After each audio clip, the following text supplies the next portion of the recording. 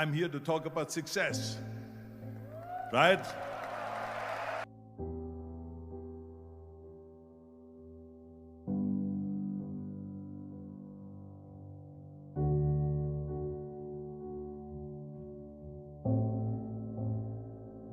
The first rule of success is to have a vision. You see, if you don't have a vision of where you go, and if you don't have a goal where you go, you drift around and you never end up anywhere. It's like you can have the best ship in the world, you can have the best airplane in the world. If the pilot or the captain doesn't know where to go, it would just drift around. It would not end up anywhere, or most likely in the wrong place. So I was very fortunate that I stumbled onto my vision. I mean, as you know, I was born in 1947 in Austria after the Second World War. And I didn't really like Austria when I grew up. I couldn't wait to get out of there. I couldn't see myself becoming a farmer or a worker in a factory or anything like that. Even though my parents wanted me to stay there and have a normal life. My father wanted me to become a police officer like he was. My mother wanted me just to stay there and marry a girl with the name of Heidi, hopefully, and have a bunch of kids and run around like the Van Trapp family in The Sound of Music. But that was their vision, not mine. My vision was totally different. I felt that I was born for something special, for something unique, for something big. You know how great it felt that I knew where I was going? Imagine the majority of people don't know where they're going. When you have a goal, when you have a vision, everything becomes easy. Because remember that in America, for instance, when you study, you will see the percentage of people that like their jobs. 74% hate their job in America. Now, there is not much different when you come to Europe. The majority of people don't like what they're doing because they're really not doing it because they didn't have a goal and they followed this goal. They just aimlessly drift around, and then all of a sudden there's a job opening, so they get that job because you have to work. But then when you work, it's a chore. It's work. It's not fun. So if you think about, only a quarter of the people really enjoy what they're doing in life. That is unbelievable if you think about it. So I felt so blessed that I knew what I was doing.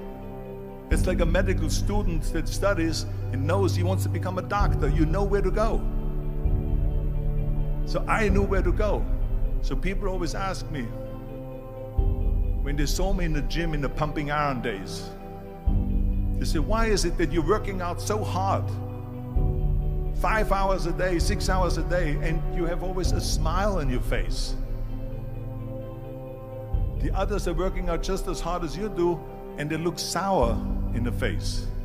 Why is that? And I told people all the time, I said, because to me, I'm shooting for a goal. In front of me is the Mr. Universe title. So every rep that I do gets me closer to accomplishing that goal, to make this goal, this vision turn into reality. Every single set that I do, every repetition, every weight that I lift will get me a step closer to turn this goal into reality.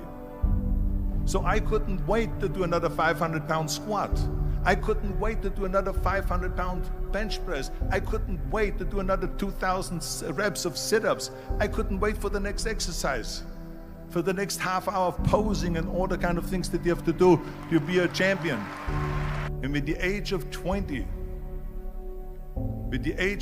I went to London and I won the Mr. Universe contest as the youngest Mr. Universe ever.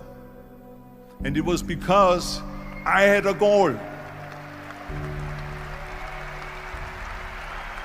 So let me tell you something, visualizing a goal and going after it makes it fun. You got to have a purpose no matter what you do in life. You got to have a purpose. So that's rule number one, have a vision. Rule number two is, don't listen to the naysayers. Don't listen to the naysayers.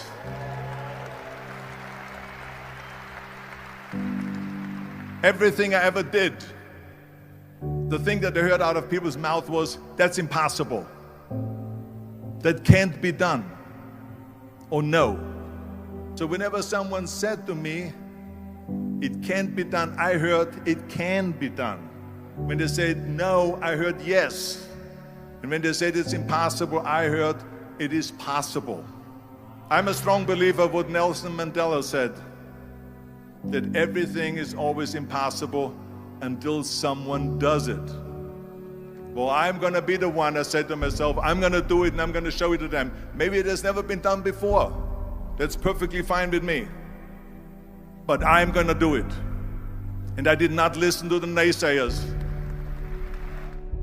The next thing, the third point that I'm going to make to you is, before we sit down with Jürgen and talk about the rest of the three, is work your ass off.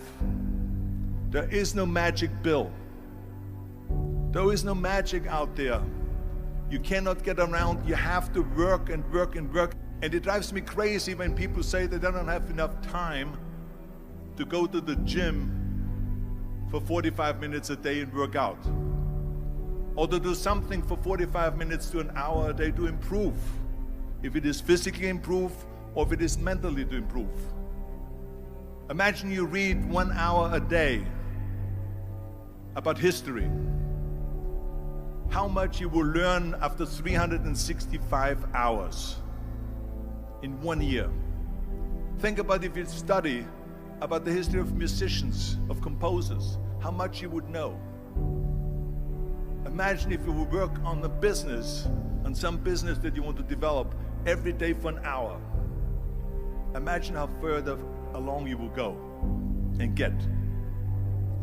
So it drives me nuts because we have, when people say we don't have the time, we have 24 hours a day. We sleep 6 hours a day, so that gives you still 18 hours. And there's someone shaking their head out here in front. They say probably, I don't sleep 6 hours, I sleep 8 hours, right? Or just sleep faster.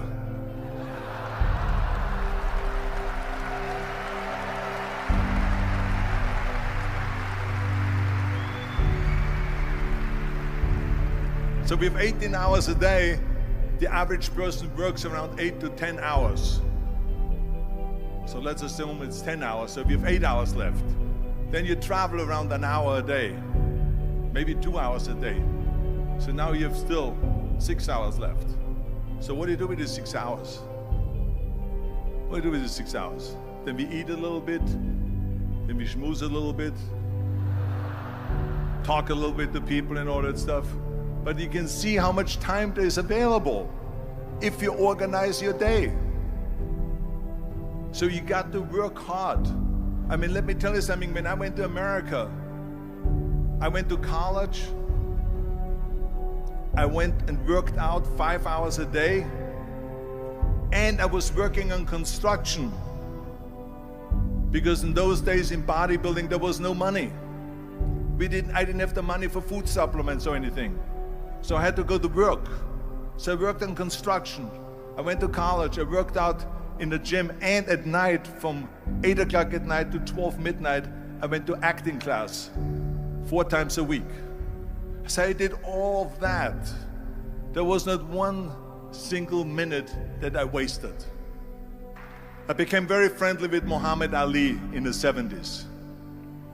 And Muhammad Ali worked his butt off. And I saw it firsthand. And I remember that there was a sports writer that was there in the gym when he was working out and he was doing sit-ups. And they asked him, how many sit-ups do you do? And he said, I don't start counting until it hurts. Now think about that. He doesn't start counting his sit-ups until he feels pain. That's when he starts counting. That is working hard.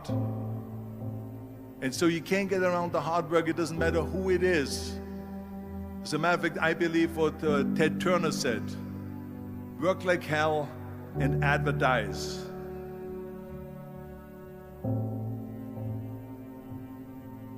You get it? Work like hell, go to bed, and early to rise, work like hell and advertise. So you work your ass off, and then you let the world know about your work.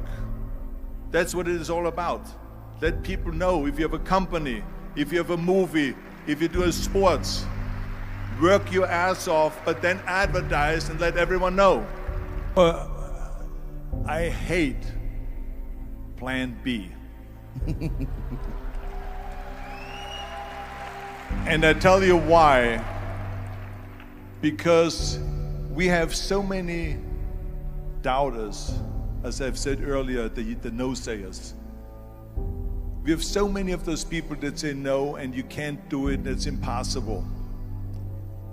That is okay, because we just turn off, as I said earlier, and we listen and we hear the no being a yes. You can't do it, you can do it, and all of that.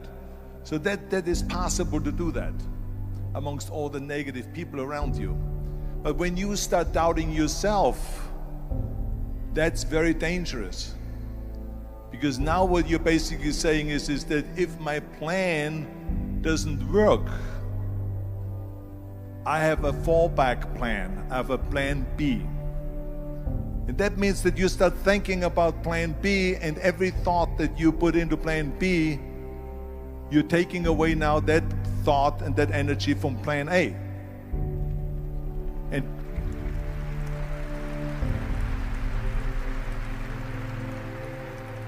And it's very important to understand that we function better if there is no safety net, because plan B becomes a safety net. It says that if I fail, then I fall and I get picked up and I have something else there that will protect me.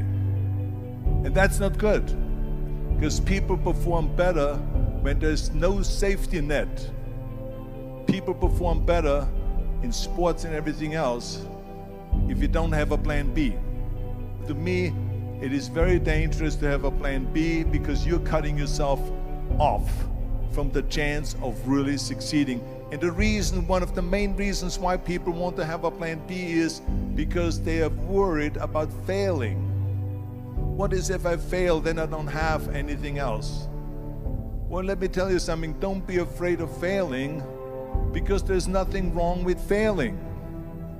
You have to fail in order to climb that ladder. There's no one that doesn't fail. We all fail. It's okay.